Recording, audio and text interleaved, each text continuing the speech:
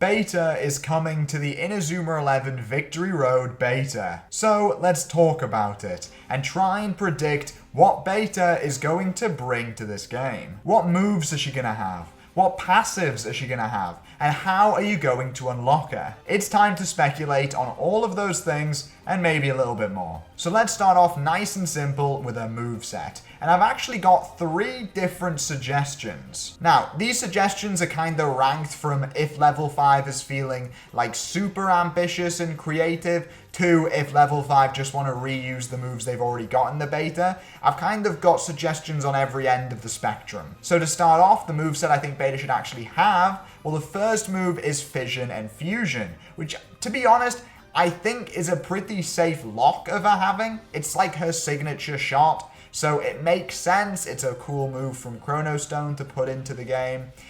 Surely, you're putting beta in as like her own thing, her own little event. Surely she's got to have her move. Fission and Fusion. And then the second move in this ambitious moveset is Spin Out. And I say it's ambitious just because it's 2 new moves, and we don't know if level 5 are going to be cooking that much yet. But Spin Out is a cool dribble, and I feel like it's safe to assume beta will have a shot and a dribble. Most forwards seem to, unless you're like Xanark and you have Killer Slide. Oh my god, they could give beta Killer Slide. That's actually a very real possibility. But I don't think they'll do that. My slightly less ambitious moveset does include an already existing move in the game, and that is Illusory Ball. So this moveset is Fission and Fusion, and the horrifically titled Illusory Ball. Why this move? Well, I just kind of think it suits beta. She's got that little element of trickery about her, and Illusory Ball is obviously all about trickery. If I keep calling it Illusory Ball, I'm going to explode. Illusion Ball has this like cool, obviously all the balls around her. She's tricking the opponent. It's an illusion. That feels like it suits beta the most out of all the dribbles currently available in the game. Though, like I said, very real possibility she gets Killer Slide. And finally, my third suggestion for a moveset. This is the tamest one. If level 5 don't want to do any extra work, this is what they can go for. Illusory Ball and Death Zone. Death Zone, it's the evil shot. Beta, evil player.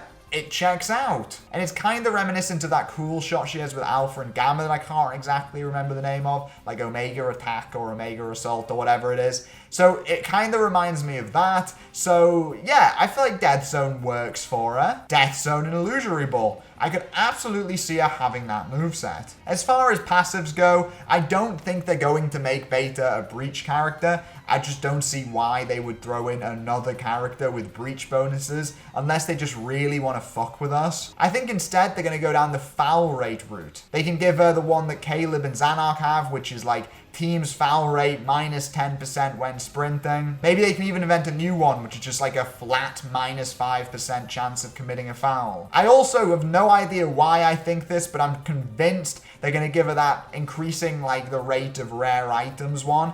I'm convinced she's getting that, but I have no idea why I think that. Something about her design screams treasure hunter? I don't know. But how are you going to unlock beta? Well, my guess is it's going to be by beating Chapter 1 of the story mode. We know that beta is releasing alongside Chapter 1 of the story mode, either at the end of this month or the beginning of May. So I feel like it makes sense to incentivize us to do the story mode first, then we get beta. I just think it's a bit boring to put it behind more victory stars or victory stones. Come on, make it a bit interesting. And the final thing I want to talk about is whether or not this will lead to more players getting added to the game. And my answer to that is very optimistic, but I'm going to say yes. I do actually think this may be a sign of things to come. Now, this is just pure speculation, so please don't take my word for this, but I wouldn't be surprised. Again, there's no Inazuma 11 3 players or Galaxy players in this beta at all. Surely that's a sign of something.